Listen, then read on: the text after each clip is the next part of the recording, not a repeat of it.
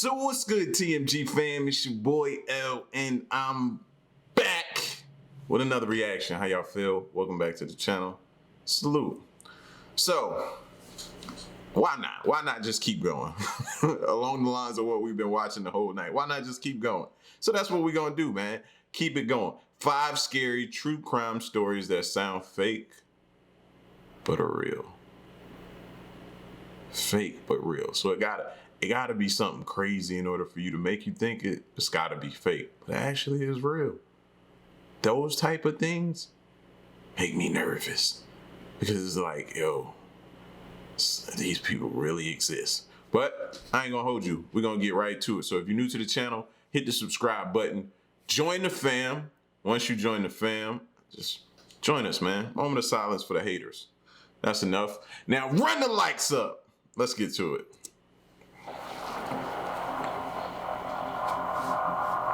And real quick, if y'all see my screen or something go blurry or something like that, I don't know what's up with my camera lately. It might be time for me to get a new camera. I'm not sure. So just bear with me.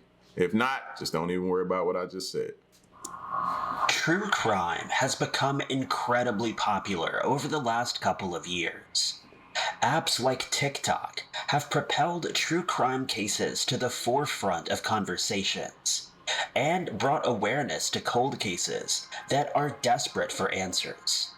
But sometimes there are obscure cases that slip through the cracks.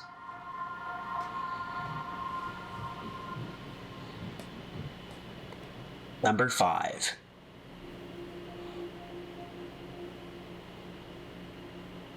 Jurors at the Sheffield Crown Court have been engaged in the bizarre 8-week trial of Dr. Hossam Matwali, the details of which are almost unbelievable and certainly makes it one of the most obscure and scariest true crime stories to come out of 2021. Even the judge, Jeremy Richardson QC, said, quote, "I've never been involved in a more bizarre case in my 41-year legal career, and this case has left me mystified." Dr. Hossam Matwali was found guilty just days ago on Monday, the 20th of September, and details of his crimes will leave your skin crawling. In 2014, 27-year-old Kelly Wilson was in the final year of her nursing degree and was working at the Diana Princess of Wales Hospital in Grimsby when she wasn't studying. Little did Kelly know that her dream profession would lead her into the arms of evil. During her studies, Kelly was suffering from back pain and visited 61-year-old Dr. Hossam Matwali, an anesthetist and chronic pain specialist also based at the Diana Princess of Wales Hospital. After his initial consultation, Kelly began working for Dr. Matwali in his private pain clinic, based out of his home in Grimsby. The pair got on well together, and as the months passed, they found it harder and harder to deny their attraction to each other. Within months, Kelly had moved into Dr. Matwali's home, and the two officially became a couple. Dr. Matwali even had a religious blessing ceremony performed to usher in a new chapter of their lives. Within a year, the relationship had evolved into something entirely different. Dr. Matwali began performing rituals on Kelly, telling her that her pain was being caused by jinns that inhabited her body. Jinns are supernatural creatures from Islamic mythology, and the Islamic faith believes that jinns are shape-shifting, evil spirits that live amongst humans. Dr. Matwali began performing different variations of these rituals on Kelly, and as time went on, they became more and more twisted. Between 2015 and 2019, Dr. Matwali performed 276 rituals on Kelly, hoping that he would finally banish the evil jinn that had inhabited her body. Prayers and chantings weren't enough for Dr. Matwali, who claimed that Kelly had turned violent after hearing the call to prayer at the start of the ceremony. In order to perform a ritual successfully, Dr. Matwali began restraining Kelly to the bed. He would then pump her full of painkillers and sedatives to render her unconscious before the ritual could be performed. Disturbingly, some of these rituals were filmed by Dr. Matwali, and in the videos, Kelly can be seen in a catatonic state before she is revived with smelling salts. She had to have liked it, because who's going to repeatedly let somebody do that to them that many times? Unless he's doing it against her will. Like, she had to have liked it. That makes no sense. But then again, you know what? I ain't even going to say it right now. In one video, filmed in 2016, Kelly is brought back to consciousness by smelling salts before shouting at Dr. Matwali, saying, "You've drugged me and assaulted me. I want to phone the police." This request was denied, and for 3 more years, Kelly would be subjected to the horrific rituals and be placed into a comatose state by the man she called her partner. It wasn't until 2019 that Kelly was finally saved from the House of Horrors, after Dr. Matwali sent a text to her father saying Kelly was, quote, in a comatose state and wouldn't wake up. Her father immediately called police and noted that Dr. Matwali seemed to be in no rush to seek medical attention for her. When paramedics arrived at the scene, they found Kelly in organ failure with discolored skin and a strange fluid flowing into her shoulder through a type of catheter. It wasn't until she was transferred to the hospital that doctors realized the full extent of her injuries and the organ damage. Kelly had been administered several medicines such as propofol and fentanyl. Wasn't propofol what killed Michael Jackson? Or it might have been a different celebrity. I'm tripping. It might have been Michael though. I can't remember. I remember that word though. Been administered several medicines such as propofol and fentanyl. Thankfully, doctors were able to save Kelly's life, and she would later file a report against Dr. Matwali. On September 20th, 2021, Dr. Matwali was found guilty on 8 charges, including 1 charge of administering a noxious substance. Dr. Matwali is due to be sentenced at the Sheffield Crown Court in the coming weeks, with Judge Jeremy Richardson QC saying, quote, "You are a disgrace who perverted medical practices for your own ends. You're also not a very good doctor because in these perverted practices, you very nearly killed the woman you said you loved."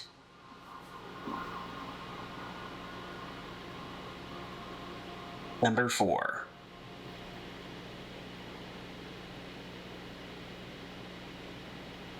Sheila Wisowski was just a young woman when her roommate, Angela Samota, was killed in the apartment that they shared in Dallas.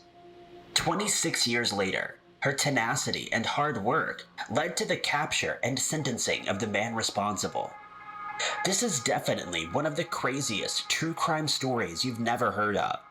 And if it weren't for Sheila, Angela's case may still be unsolved to this day. Angela Marie Samota was a computer science and electrical engineer student at the Southern Methodist University in Dallas, Texas, where she was also a part of a sorority and was well liked by everyone she met. On October 12, 1984, Sheila, along with her friends Russell Buchanan and Anita Kadala, attended the state fair before ending off the night at a few clubs. Angela's boyfriend, Ben McCall, was also invited over. However, he declined, saying he had to be up early for work the next morning. She didn't let this bother her, and by all accounts, the trio had a great night, with Kadala and Buchanan saying that she was going around the room of the club, talking to everyone and having a good time. At around midnight, the party started slowing down, and the 3 decided that it was time to return home. Angela first dropped off Buchanan at his apartment at around 1 a.m., before dropping off Kadala at her dormitory. The 2 commented that nothing seemed out of the ordinary, and they both said their goodbyes, thinking that they would see her in the morning. Before driving back to her own apartment, Angela swung by her boyfriend's apartment to say goodnight, and steal a few precious moments with him. At around 1:45 a.m., Ben McCall, Angela's boyfriend, received a disturbing phone call. On the other end of the phone was Angela, and she sounded worried. She told him that an unknown man was in her apartment and was asking to use the phone in the bathroom. Before she could give him any more information, she said she would call him right back and hung up. Ben waited and waited, and as the minutes ticked by, he still hadn't received a call back. Panicked, he drove to Angela's apartment but found that it was locked and Angela wasn't responding. Fearing the worst, Ben called police, and by 2:17 a.m., police had arrived at the scene. When police broke down the door to Angela's apartment, they found her body lying on her bed, and it was determined that her death had been caused by numerous stab wounds to the chest. Angela's friends and family were heartbroken at the news, and rallied together to find the person responsible. Police quickly began pointing fingers at her boyfriend, Ben McCall, the male friend she was last seen with, and an ex-boyfriend who lived in Abilene, Texas. Analysis of blood found at the scene quickly ruled them out. However, police were still convinced that they were somehow involved, though without further evidence they were unable to charge anyone in connection. Years passed, and Angela's case quickly became cold. But her roommate and friend, Sheila Wasowski, never forgot about Angela, and never gave up hope that one day her case would be solved. In 2004, Sheila began obtaining her private investigation license, and used her knowledge to try and get the police to reopen her friend's case. Between 2004 and 2006, Sheila contacted the Dallas Police Department over 750 times in an attempt to get Angela's case reopened. Now that's a real friend right there. You know what I mean? Respect goes to her. That's a real friend. These other people that be hanging around you, associates. They only in your life for a moment of time. They there for just a moment. That's a friend. She even went out and got her private investigators like, she gonna solve this case. 750 times in an attempt to get Angela's case reopened. She told the BBC, quote, "I just kept badgering them until the case was reopened. They were so sick and tired of me that they assigned a detective to reopen the case." Finally, in 2006, Dallas police assigned Detective Linda Crum to Angela's case, and Sheila was elated at the news. Detective Crum used DNA extracted from the blood found at the crime scene, along with other pieces of physical evidence to catch the man responsible. 2 years later, Detective Crum finally had a match. Donald Bess, an Arkansas man who was on parole at the time of Angela's homicide. In 1985, Bess had been sentenced to life in prison for aggravated assault and kidnapping, and had been imprisoned ever since. Bess was taken to trial once again, this time for the crimes against Angela Samota, and in 2010 he was found guilty and given capital punishment. Bess has tried to appeal this sentence. However, the U.S. Supreme Court has upheld his ruling. Bess is still on the Polunsky death row, awaiting an execution date. Sheesh. Number 3.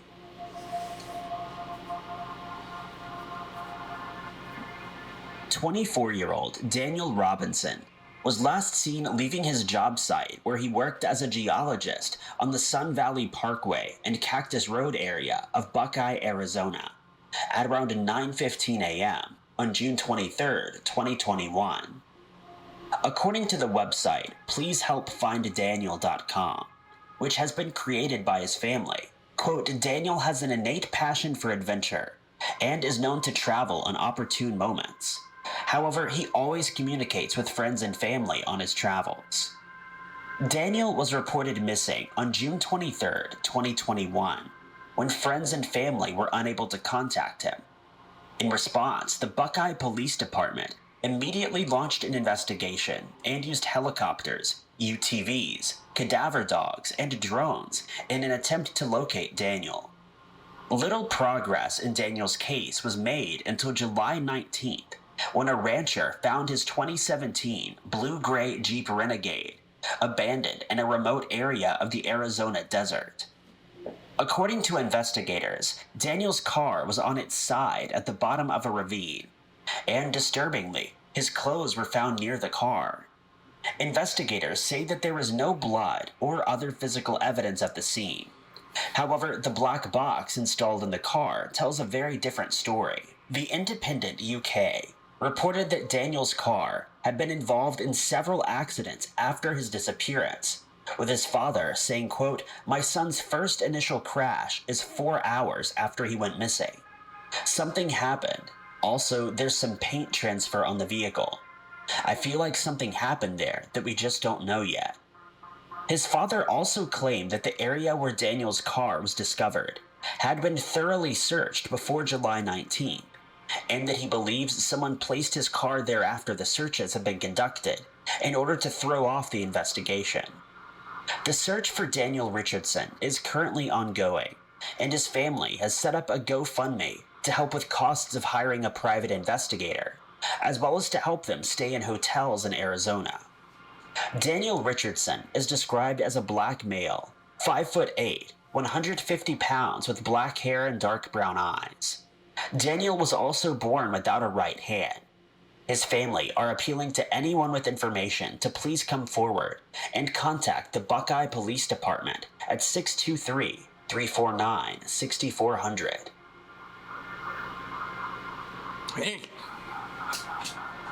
Number 2.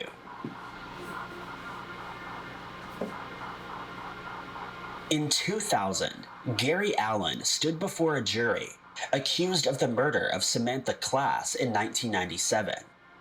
For weeks, the court listened as the prosecution presented evidence against Allen. However, they were unable to make the charges stick.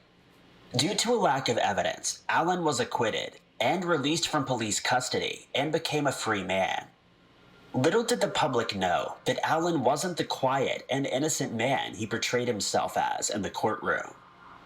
18 years after he was acquitted of Samantha Class's murder in Hull, Yorkshire, Allen committed a similar crime against Elena Grakova in Rotherham. Because in his mind, he feels like he got away with it. He could do it again the same way. I'm telling you, bro, they don't think. We be thinking they be some of the smartest criminals sometimes. No, these fools, no, they don't. They figure they try to deal off probability. Oh, got off with that one. If I just stick to these rules and guidelines, I can get off with the next one. Just give it some time. So he waited, 14 years or whatever they said before he went out and tried it again? Sicko.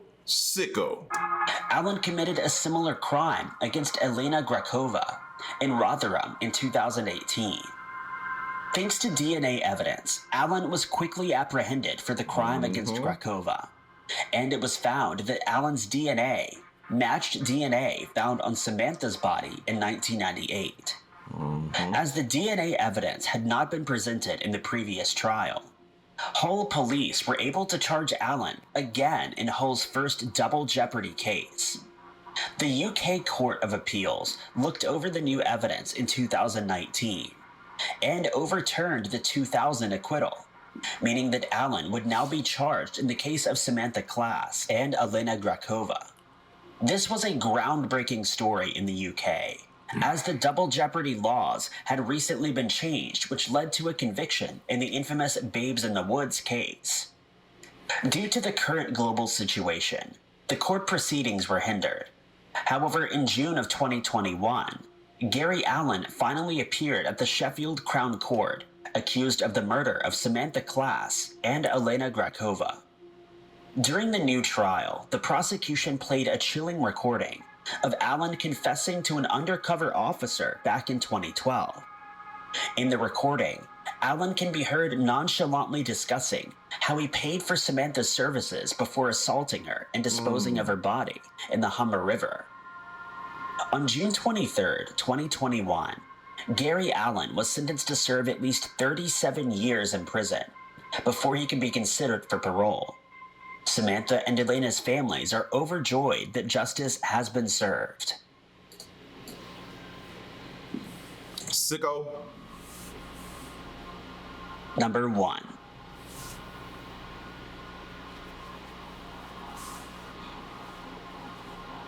On July 30th, 2021, 70-year-old Lynn Gaykey was reported missing by her family, who told investigators that they had last heard from her in mid-June of that year. According to her family, her last known whereabouts were at her home in Linville Falls, North Carolina, where they were concerned for her well-being, as at the time she had a live-in caretaker who had also failed to make contact with them. The report was taken seriously, and police began their search for the missing 70-year-old woman. They appealed to the public for any information about Lynn's whereabouts, and stressed the fact that she was a vulnerable adult who needed additional support in her day-to-day life. Upon arriving at Lynn's house, investigators noticed that her car was missing and that the house was eerily quiet. Days later, Lynn's 2000 Lincoln Town Car was found abandoned miles away from her home, with the keys neatly tucked under the driver's seat. This wasn't all that was found in Lynn's car. In the trunk were 2 empty bags of concrete, leaving investigators with a sinking feeling in their stomach. After discovering the abandoned car, they searched Lynn's home once again and found a mass of hardened concrete in the basement that appeared to be very much out of place. After breaking through the concrete, they found the remains of Lynn Keene. Due to the state of her remains, she had to be identified via dental records. Lynn's death was classified as a homicide, but investigators are keeping tight-lipped about the exact circumstances. What we do know is that her live-in housekeeper, 53-year-old Elizabeth Casarino, is being held on a $1.6 million bond by the Avery County Sheriff's Department. Following her arrest, Elizabeth has been handed over to the relevant authorities and placed in jail until a court date can be set. No motive has been established, and Lynn's family are desperately seeking justice for her. Thank you guys so much. Dang, bro. With so much drama in the LBC, it's kind of hard being Snoop D-O double G. I know that has nothing to do, but I'm sorry that was in the back of my head. But man, bro, it's crazy, fam, how somebody's life can be taken and no one, you know what I mean? No one, they don't know who did it, or it's hard for them to figure out, or it's not enough evidence to convict, or, you know what I mean? And people can go scot-free and then do it again. And again, if they're allowed to. You know what I'm saying? And it's baffling because we have so much technology, bro. But let me go do something, break a law, and be on the run. They'll find me 5 states over, hiding under a rock somewhere, and I'd be like, how y'all find? But some people, they just seem like they just at a loss, or they don't care. And that be making me think sometime, and I ain't gonna get into my conspiracy theories, but you know what I mean?